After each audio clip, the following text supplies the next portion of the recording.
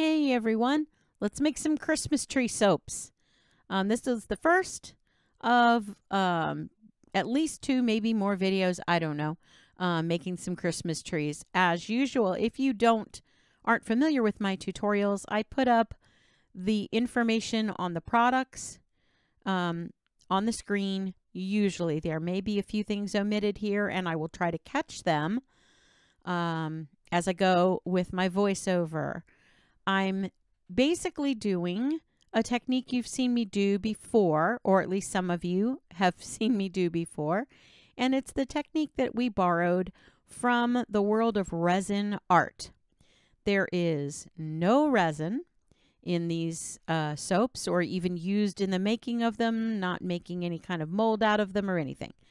It is just a technique, a design technique that a lot of resin artists have used to create a crushed velvet look. And it's a really cool technique. I'm also doing the raindrop technique as well. We real quick, I'm saying up there a little bit of instructional stuff. It says to fill each cavity halfway. You can do this in so many different types of soap molds. I just want to note that the trees, you do need, I'm not going to say you have to, but it's better if you cover the tree trunk slightly. You don't, aim for half full, and it usually will. It won't totally ruin the soap, but you will have black trunks if you don't put the soap up over it just a little bit, so that you get some of the wrinkled look there. That's where your color is going to come in. So if you, and it doesn't even have to be black, because you can use a darker color. So you could use a brown, or a really dark brown, or really dark green or blue, something like that for these. Feel free to experiment with that, but if you're first trying it, I would definitely go with black if you've never done this technique before. What you see me playing with up there on the screen is basically just Glad wrap, Saran wrap, some type of plastic wrap. If it is made to be safe enough in the microwave to cover your dishes and put food in the microwave, it's definitely going to be safe enough to put in your hot soap. So I don't want you worrying that that's going to melt into your soap. It does not. You could possibly miss a piece when you're pulling it out if you aren't careful. So you do need to be careful as you're removing it. And I'll talk more about that when it comes to that point. I'm filling the other molds up halfway with soap as well, using the clearest melt and pour you can. I really highly recommend the one I put up on the screen, the Premium Crystal Clear, for many reasons. But I'm sure you can do this with other premium or ultra, the clearest of whatever your brand is. And I'm not really talking much about your fragrance oils and stuff like that, because you can use whatever fragrance you like, as long as it is skin safe, soap safe, has IFRA recommendations, has been approved by IFRA, or has a recommendation from IFRA. Any reputable soap supply company will have this information. So if you can't find it somewhere, then there's probably, it might be a questionable company you're buying from. You want to be able to find that information easily. If you need more on that, please go to my beginner playlist and review the video I have talking more about what is IFRA and fragrances and tips for all that. The reason I'm kind of just recommending you to start at 1% is because I'm hoping for this to be a very beginner-friendly kind of tutorial, and that's kind of a safe percentage to use per pound, 1% per pound. And as you see here, all I'm doing is dotting on clear soap. I would use it hotter than what you normally would pour, for whatever your soap base is. My soap base, I normally try to get it. The melting point is between 120 and 125 for my soap. And I usually try to get it up to about 127 when in the microwave, maybe 128, depends. And sometimes it needs to be a little hotter for certain types of pours. So I try to get this to about 130 to 133 for the piping of the little dots. You'll see here, I don't know how much detail you can see on here, but there are a couple of little mess ups in my dots, and I kind of leave them. I don't apply the colorant, the mica, to these, but I leave them alone because I can come back later and do it. I just didn't feel like doing it then. That's why I had excuse me.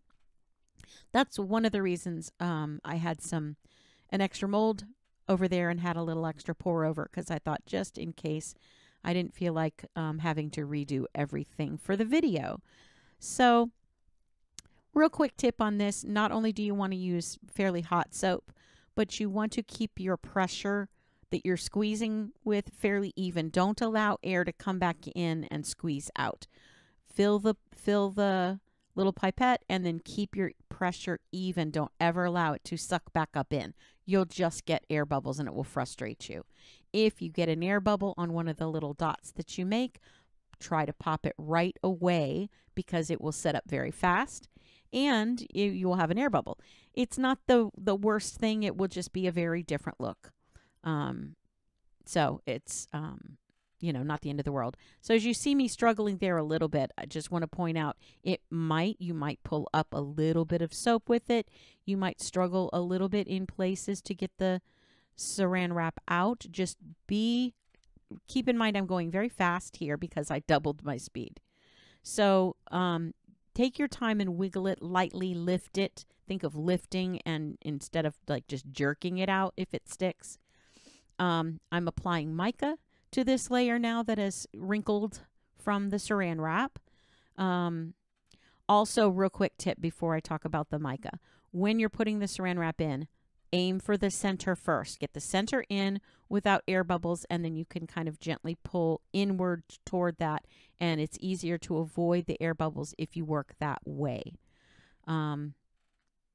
That's that. So the bottoms of the trees, I used Magic Beans by Mad Micas. I am affiliated with Mad Micas, and if you make a purchase through my links that are in my description box of the video, I will receive a small percentage without additional cost to you. It just helps out my channel and helps me keep things going. I'm using a variety of colors in here. The reason I used Magic Beans, not only is because I wanted a little brown trunk on this particular set, but it is a duochrome mica, which is the best micas to use. Not necessary, but it is the best micas to use for this kind of look. As you see, these first three, the only duochrome color I'm using is the Magic Beans, which is kind of a brown. It can reflect a little bit of red and green, depending on which way you turn it. The overall look of it is kind of a brown, so I wanted that for the tree trunk. The rest of these, and I list them as I go, which colorants I'm using. They might have a little bit of color shift to them, but they're all traditional micas. I chose a variety of greens for the green because if you don't have a duochrome, I really recommend using a variety of colors, a variety of shades of the same color or variations on it. I did put a little of the Sharika Moon in this one and one of the other kind of color shifting micas in another one, but it's not the overall colorant. It doesn't show up that way. It's almost like a glitter, like maybe a micro glitter. It's just a heftier chunk size, micron size of the mica. So you can't just use that. You have to use a traditional, really fine mica or you're going to see black spots. So just keep that in mind. If you do add one of them like,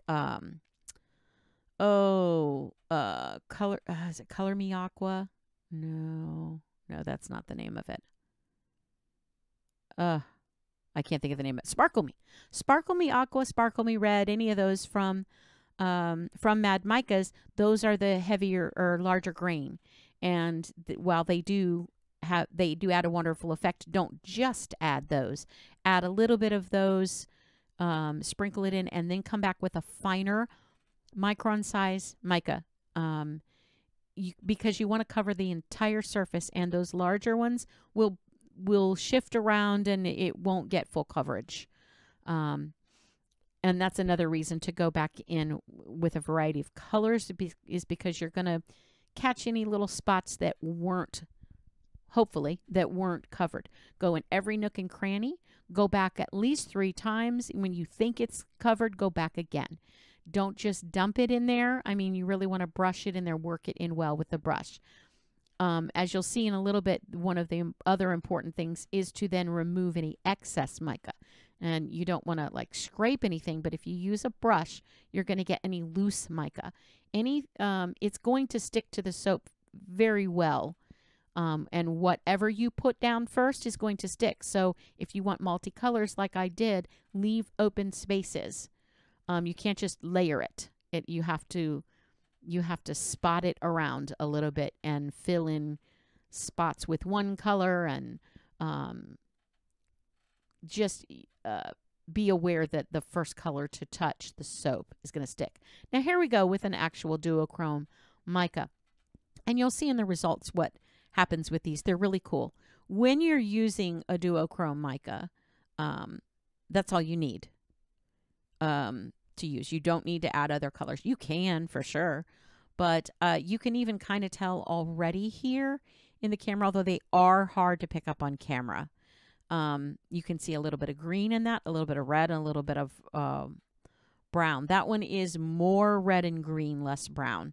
I'm not sure the camera picks that up that well, but I'm on to this little blue one, which is just another way to show that you can kind of do like a gradient with them. So that's another way to use multicolors in there. It makes it more interesting. It really creates a beautiful look. When we get to the second part of this, make sure to follow those instructions carefully, because it really will give you a kind of a jeweled look, a metallic, it almost glows sometimes. It's such a cool technique and design that I did not create.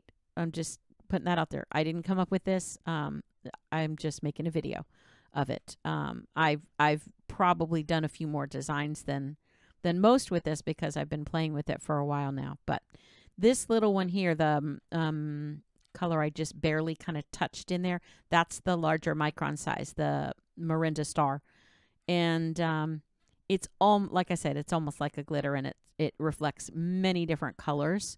But I covered that one. You didn't get to see it because the camera ran out of juice there. So we lost a little bit of it. All I did after I just kind of lightly dusted a little of that Miranda Star in there, then I came back with King Tut from Mad Micas and covered the whole thing. And that's all I did with that one.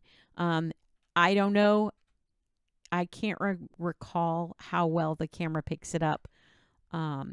But it's gorgeous. It'd be beautiful with just King Tut, because I've used that in a few different soaps using this technique, and it's gorgeous. It glows gold. It is so beautiful.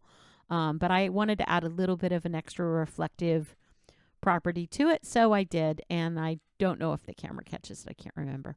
So here, while I'm melting that soap you saw me put up, because this is for part 2, and this is the part that makes the magic happen with these. I'm dusting them out. You see, I'm taking a bigger brush, and I was just dusting around the edges and around every little part, every nook and cranny. You want to make sure it goes around the edge of every little dot you create, and every little cranny in the ones with the saran wrap. If you have a particular crevice that went really deep with the mica, try to find it and kind of shove that mica down in there. It's going to improve the overall look of the soap. So this is the important part. This needs to be a dark color. Just had to show you my mess of my charcoal, activated charcoal, dispersed in glycerin, and that's the way I disperse it. It's easier for me. It does disperse just as easily in alcohol, but I like to store it and have it ready. You will get a darker result if you're using the alcohol. You use up less of the whole thing. It is nice. I just like to have it handy. This part is also important. Not only am I pouring black, oh boy, I was risky there. I sprayed near those other trees. You got to be careful with that. You don't spray before you pour. You pour it hot. I pour it about 130. And you pour it over a ladle or see how I'm covering those. You don't want even the overspray of the alcohol to get on there. It will totally ruin your look. And you'll end up with black showing through. The object of this black is not to be seen, but to help the colors reflect outward, and they will. You can use any interference type micas or anything that's a mica shifting mica. It will really show those off beautifully. But really, any good mica, it will show off. And as you see there, it was 131, and I'm getting ready to pour. Don't go high enough to where it's just going to melt everything it touches, but the heat is helping it to adhere because you cannot spritz it with alcohol. So that's why you go a little bit hotter. And the reason you, with the ladle, or whatever you want to call it, spatula, that's the word, ladle. I don't know what I'm talking about. The spatula helps it to not hit all in the same spot.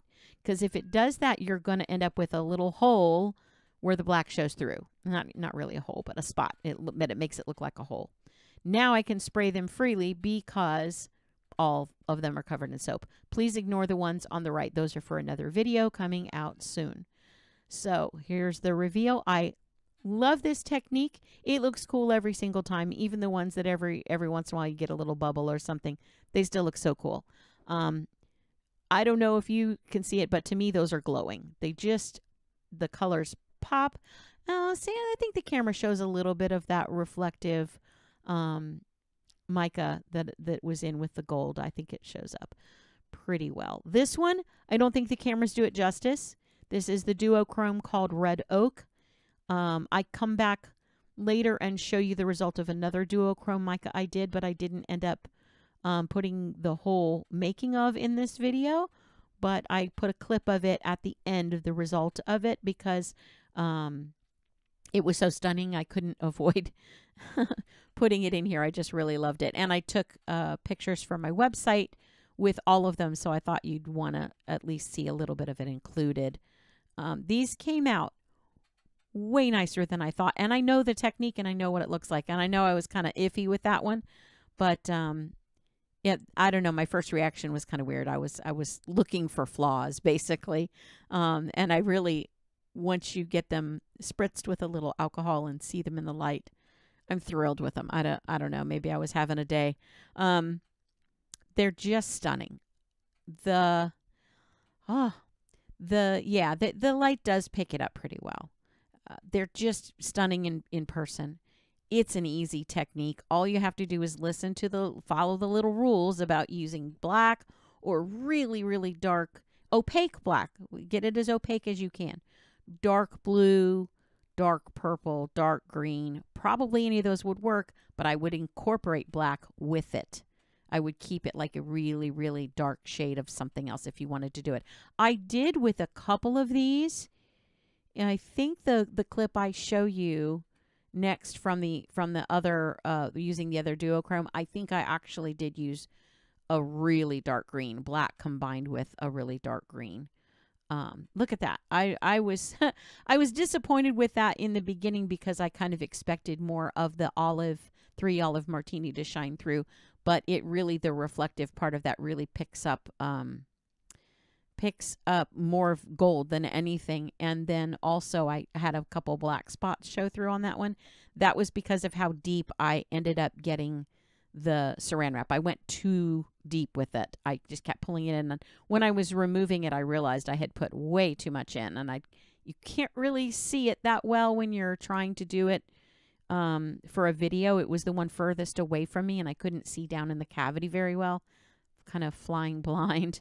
But I think with the gold and the silvery look, that the black actually makes it look cool.